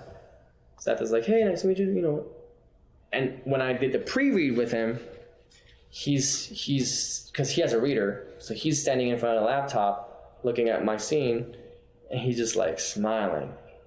He's like, because I think at that point they've been looking for a while. Yeah. And you just see him going, this makes sense. It's right. Yeah, and then he had a note, which is a great note. He was like, let's play it even less multi-cammy, even more grounded. And I was like, all right, cool. And then I did it. He's like, and then so I go to Fox to test. And the test is a screen test. So it's basically the same thing as a producer session. It's just the 5 of them with Seth in a small room. And that was when they were like giving all the notes. I was in there for an hour. And they were like, yo, here, because they gave me a 3rd scene. So let's do these 3 scenes. And they were like, let's do it again. And here's a couple of notes. Boom, boom, boom, boom. Here, do this, do that, da, da, da, da. And they're like, you got it? And I was like, let me just, because that's like 17 notes. So let me just, so I was like, you want me to say this, but like in this intention, and then here, take that beat, and then here, say it quicker, and they're like, yeah. All right. So we did it. And they're like, okay, good. Let's do it again, but even tight, da da da da. because we want to send the best take of each scene, only one take of each scene, to the studio. So we want to make it count.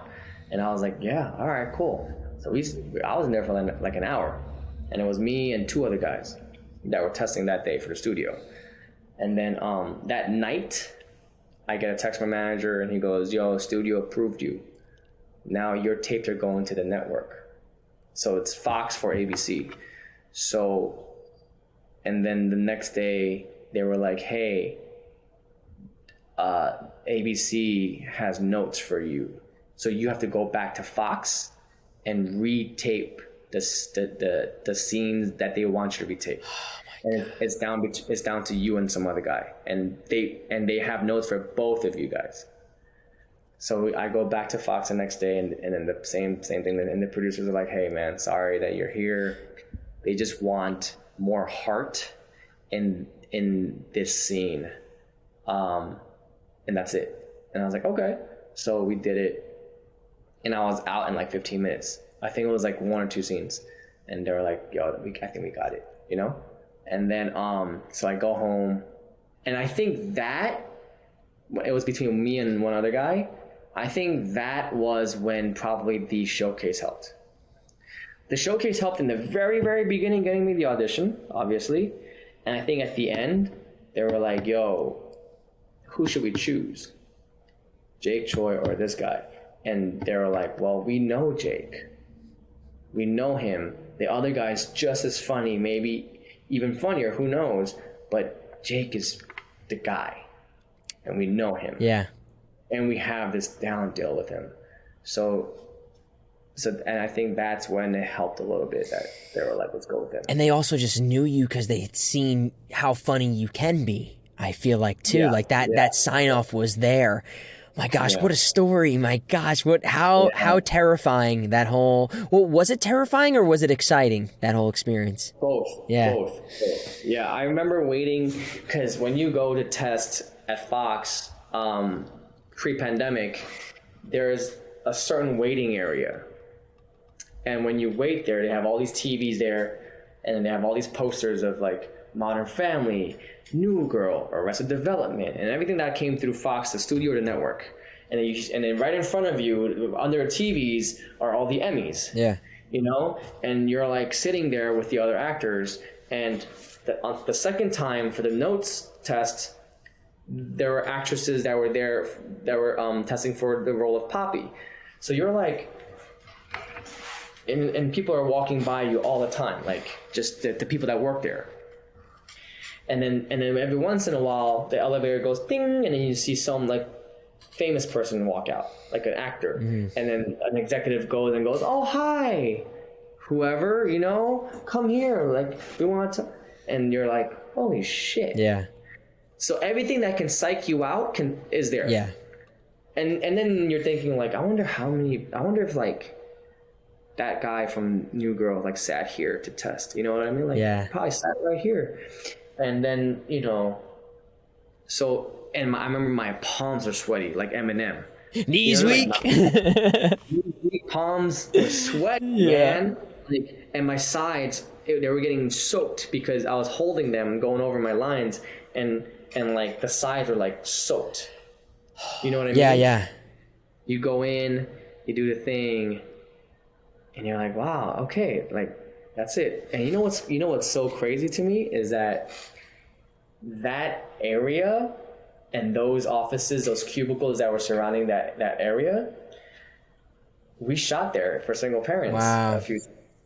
And that because that was Leighton's character's office. Yeah. Law firm. So I remember going up in a back entrance, you know, and going to set, and I was like, oh. And I remember telling like the director and Aaron, our producer, and then Leighton, because Leighton didn't have to audition for this, and I was like, yo, this is where I sat. Wait to test for this 2 years ago. And then Aaron was like, oh my God, you're right. And that was the room you went into when we were waiting for you. And I was like, yeah. I was like, holy shit. And like, you know, like I was just telling some other people, man, this is the room that tested him to get the show. How surreal. How full circle. What was what was the feeling the moment you got the phone call where they said you got it? Like what was that whole Oh man. I think I was feeling pretty agitated that day because I was coming back from an audition and for like an ABC pilot, and the audition didn't go too well. The notes were really weird and I just didn't like it. So I left and I was taking the bus back, like the public transport, because I was like, I'm not driving yet.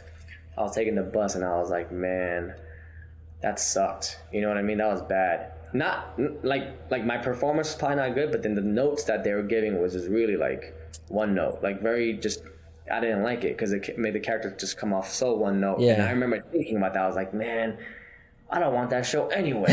You know what I mean? Like, if the character's gonna be so fucking one note, I don't want that fucking pilot anyway. I would have done it. Yeah. I would have done it.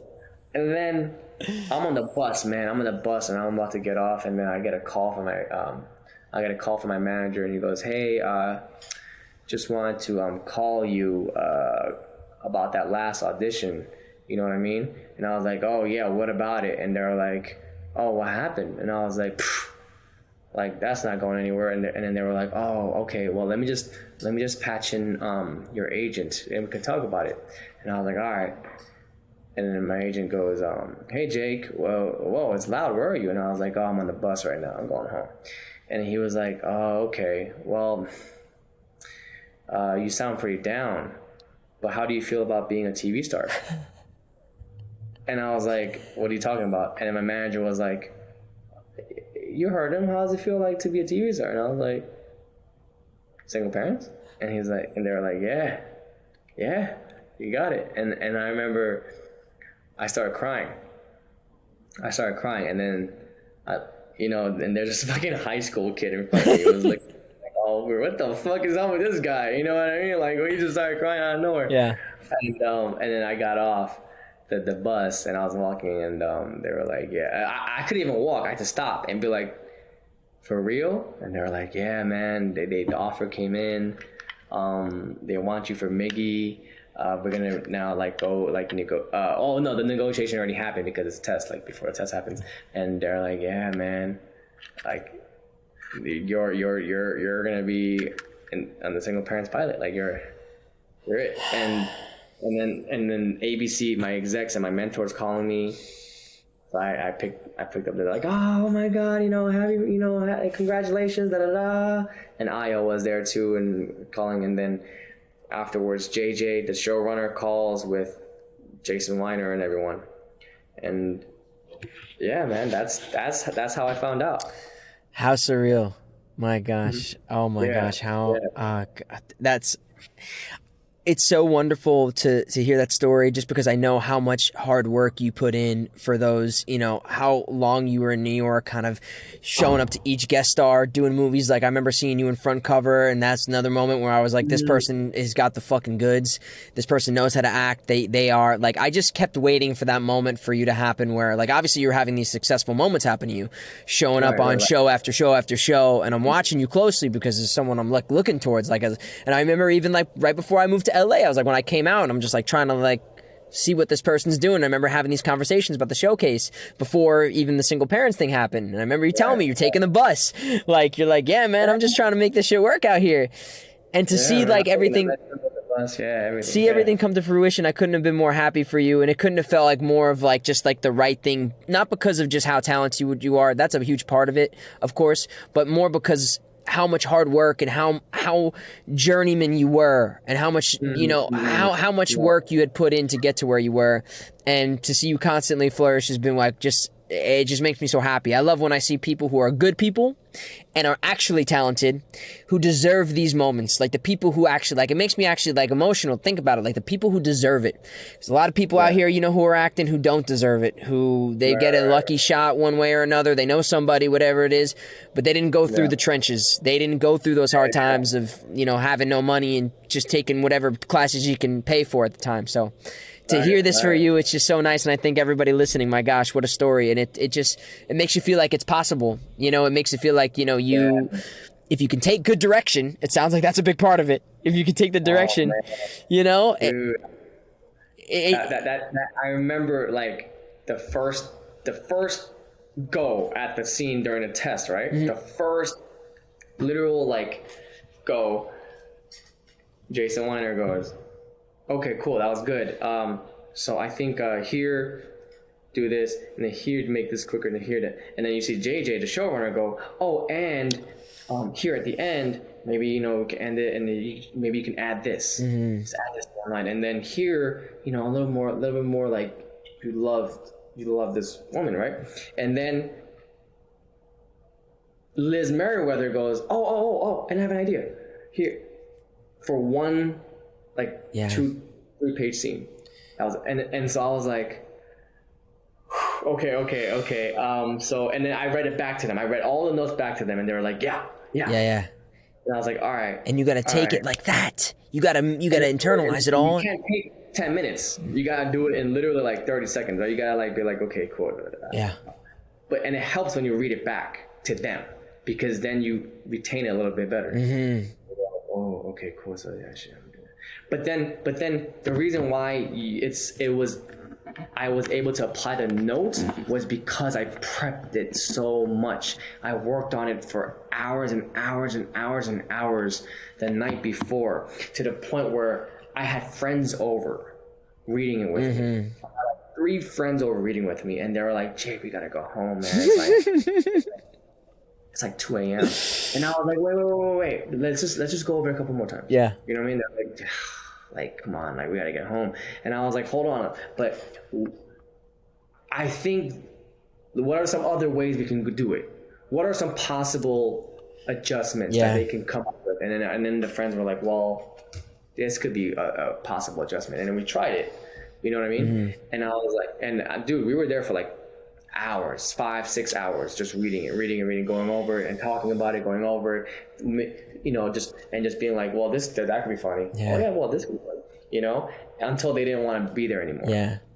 Until they didn't want to read with me anymore. And I was like, okay, cool. And then they left, and I kept going. So I knew it so well. I knew the words and the moments so well that when Jason and JJ and Liz and everyone was like giving me notes, I was like, cool, like, right. I wouldn't drop the line. Yeah. Because I knew them so well. Because there's a million ways to skin a cat. You know what I mean? I'm so sorry. Yeah. I'm so sorry. Sasuke! Oh, this is a Sasuke show, dude. I know. I love it, dude. But, it's an old Southern saying. But, there's a million ways to do one thing. Yeah. You know what I mean? So as long as you know what the thing is. So like if you know the words and they go, try this way, try this way, try this way, try this whole totally different way. You go, cool, I can do it. And you have the confidence and you've done the homework to be able to kind of let all the emotional baggage go that you might have going into it. Just be like, okay, I got to focus on what they're asking me. I don't have to worry about memorizing that moment or figuring out how to transition into it. You literally test drove every situation that you can be in, and not everybody was going to do that. I guarantee you not even 95% of the people did that. And just being able to be confident, to confidently make those choices and adjustments, I think is a hard task to pull off. So kudos to you, and I'm so happy it's brought you to where you are, and it's just been such an honor to like see that, and to be able to call you a friend, and to see somebody like do it. It's like, it's so amazing, and I champion people so much that are good, humble people, and you're one of those people. So it just makes me so happy, and to see you continuously succeed. And we'll talk about that in a second. But I want to let you go out here in a minute. We ask people our audiences, our fans, to write in questions, and we pick one of the questions. And Joe has a question for you. If you want to just read that in for us real quick for Jake. Yeah. So this question comes from Katrina R, and she says, "Hi Jake. I remember you from Broad City, and I knew you were going to be big. What was it like working with Abby and Alana? Did they let you improv at all?" Good question. Yeah. Thank you for the love and the question. Abby wasn't in that scene, so she was in the back in the video village. But what was really cool about that experience was, first of all, Alana and Abby are very, very humble and down to earth. They were, because we were shooting that in the summer, and the office space that Alana's character works at doesn't really have AC, so it was really hot that day. And you just see Abby and Alana going from castmate to castmate, background principal fanning people and going, do you need anything? Let us know. That was really good to see, because they didn't have to do that. But so we would get the takes first of what's scripted. Always first and foremost, what's scripted, we got those takes. And when the director and Abby and Alana were happy, we would try takes where we can go kind of like off-road and ad-lib and improv a little bit, mainly led by Alana. And what was really cool was Abby would just shout like ideas to Alana. Like, for example, if in the scene Alana walks into the office guiding us, like the interns, if she didn't have a line, or if she had a scripted line, Abby would just shout from Video Village and go, Alana, pick your booger while you're saying that line on this one when you're coming in. And Alana would be like, okay, all right, I'll pick my booger. And then she would do that. And then the next take, she'll be like, hey, actually, instead of this joke, say this one. And, it'd be really funny. And then Alana would be like, all right, let's try that. Yeah. And then, Alana would kind of go off and do her own thing, and we would react to that. So, yeah, there was a decent amount of improv, but it wasn't to the point where it was overwhelming or distracting. Sure. Well, this has been fantastic, Jake. Thank you so much for joining us. We have one final thing that we ask everybody who comes on the show. As the nature of the show is called Points of Experience, this doesn't have to be something related to acting. It can be. It could be literally any experience you've had in your life that was memorable to you, a piece of advice or an experience that you'd like to share that really influenced you, helped you, changed you, made you look at things differently.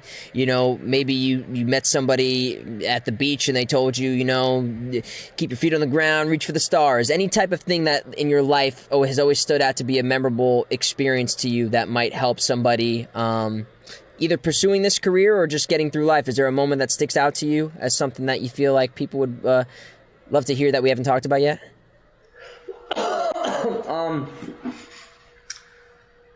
Let's see, this was in 2012. I was bartending a lot to pay bills and stuff like that in between trying to get acting jobs. And it was getting to the point where I would bartend like 5-6 days a week. I was bartending a lot, and I was making a lot of money. And I got this like side gig translating for a big Korean actor that came to New York to shoot like a segment on a variety, like a very famous Korean variety show.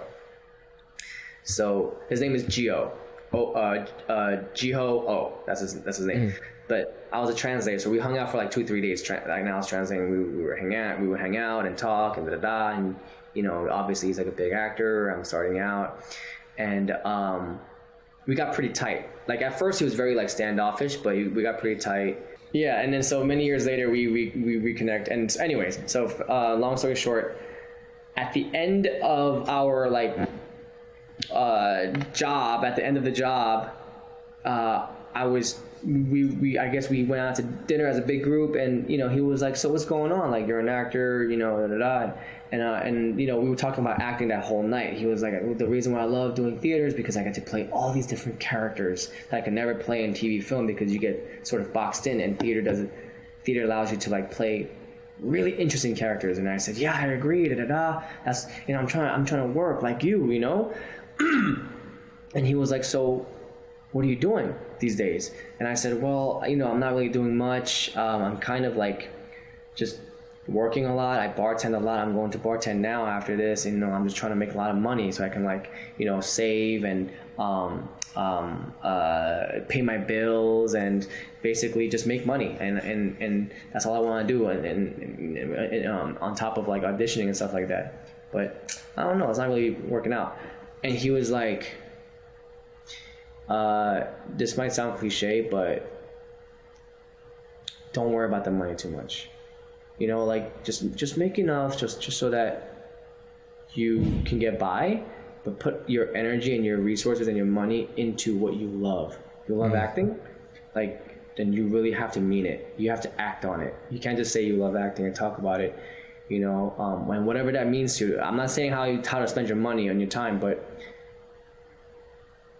really find the joy, because I was losing the joy of acting because of the career aspect.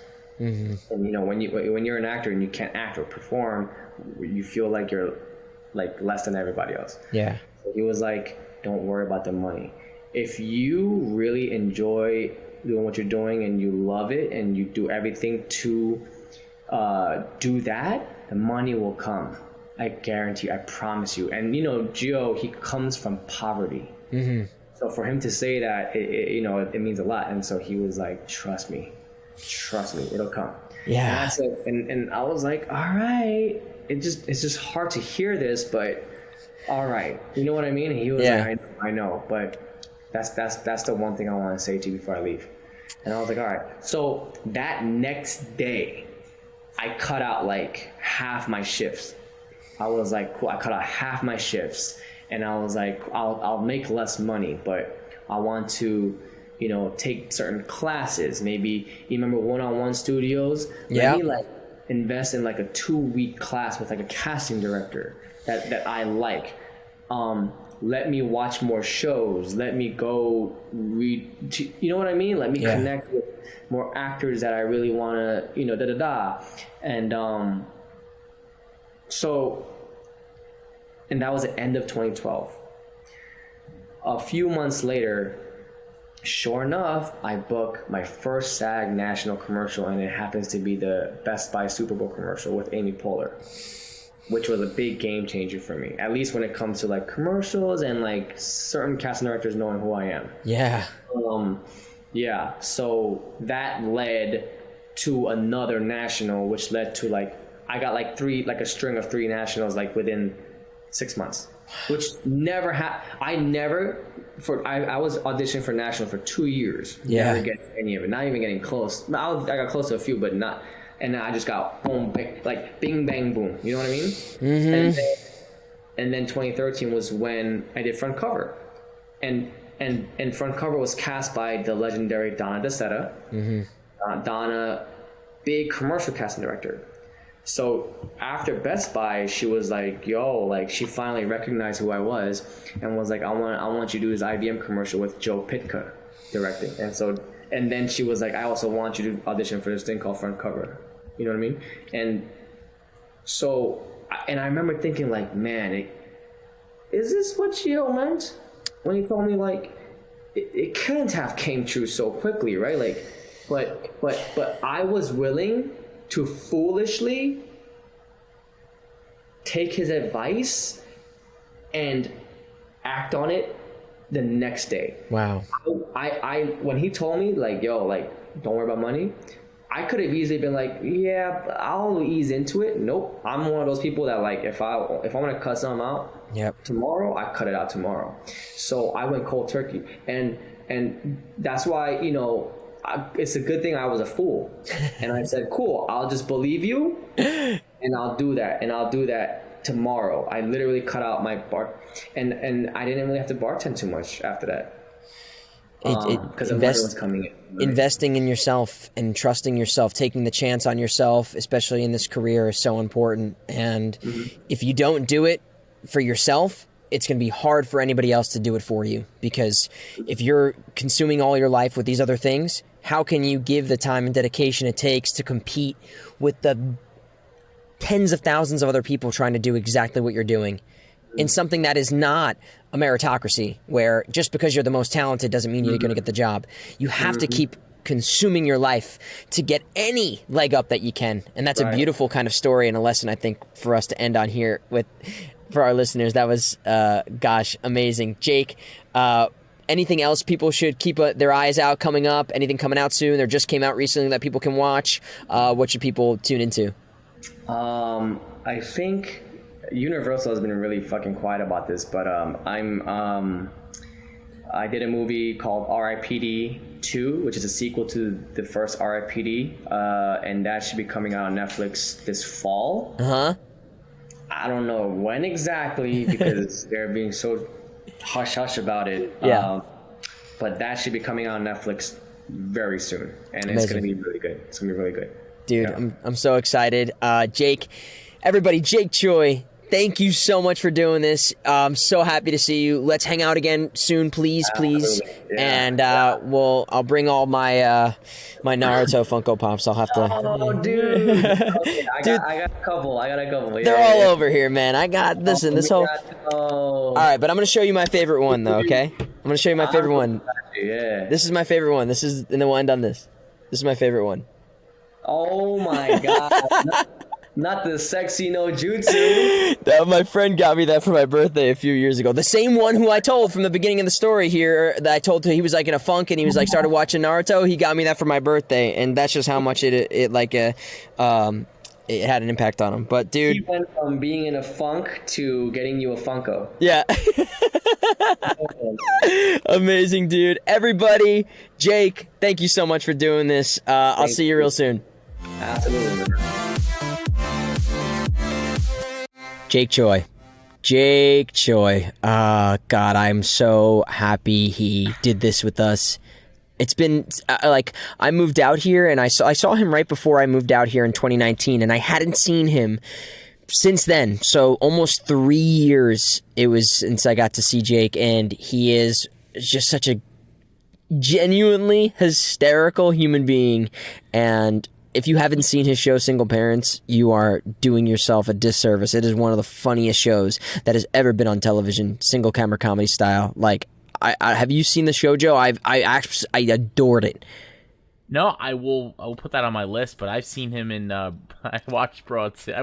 Me and Sam watched every episode of Broad City. So seeing him was just like, oh man, that's awesome. I mean, I thought that was a pretty wholesome episode. I felt like I was kind of eating warm soup the entire time because of how wholesome it was. What a good analogy. I like that. Yeah, that's what I felt like.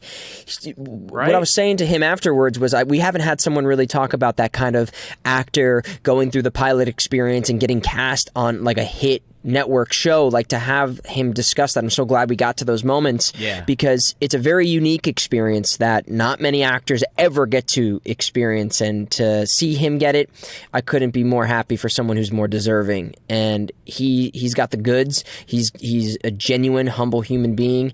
I got to work with him when I did my show, like with Brock. He played one of my main characters, Bo, on my show, and he was absolutely hysterical. Like, again, another person who was just writing for himself. Like, he, in his improvs, in what he brought to the character, he absolutely killed it.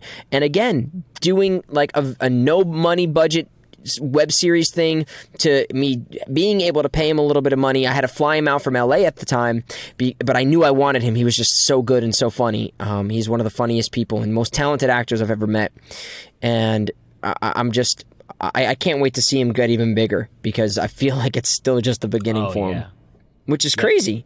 He's done so much. I mean, just check out his IMDb, and he's just done so much stuff. He's been in every show you've probably seen before. And he's been very generous to me as a human being, and I appreciate that, because I've said it during the show, but I really look to him for a lot of moments to kind of be like that guiding, like, okay, this person's doing this is what I should be doing too. And I feel like he kind of carved a little bit of path that I was able to like get into the groove behind him for a lot of things. I remember I applied for the ABC showcase. I didn't get in, but it's even more of a reason for anybody listening here. Like, check out these programs, check out the showcase things, because all the networks have them. Allie's done it as a writer. You can find these programs that these big networks have, and if you can get into one, that can be a catalyst for you to start a career. So, what a great episode. Yeah, I mean, it was kind of even crazier for me, like, obviously with no acting background, you hear him talk about, how to sip tea. Like, there's 40 different emotions that you could, that are important to know before you even act out something as simple as that, which kind of blew my mind a little bit. Mm-hmm. And now I kind of see the big picture of what you guys go through. when you're working. Yeah, There's a lot of like when you watch a show, you're not thinking like, oh, they're acting and like that must be hard. You're just watching the show. Yeah. You're just getting entertained. You have no idea what is behind all that. Mm-hmm. So it's funny because I guess when you're in this life so much, you just kind of take that as a given. But I guess for somebody who's not in this life, you aren't seeing all the hard work and the mechanics that go into behind the scenes just to even get to that point where you're seamlessly playing a character. But Jake is one of the best examples I could give you guys listeners here of what to do, how to do it, how it's possible. But, you can start from being kind of a nobody in the streets of Queens, and you can make it, even coming from, he was doing sports. Yeah. So I hope this was a good episode, informative for y'all. Please leave a review if you can on Apple Podcasts, and we'll see you on the next one. This has been a real treat to talk to these people. Episode 20 right here with Jake Choi. It's crazy. Episode 20. Give it up, give it up, give it up. Thank you all for tuning in and being with us. But, yeah. All right. On to the next one, Joe.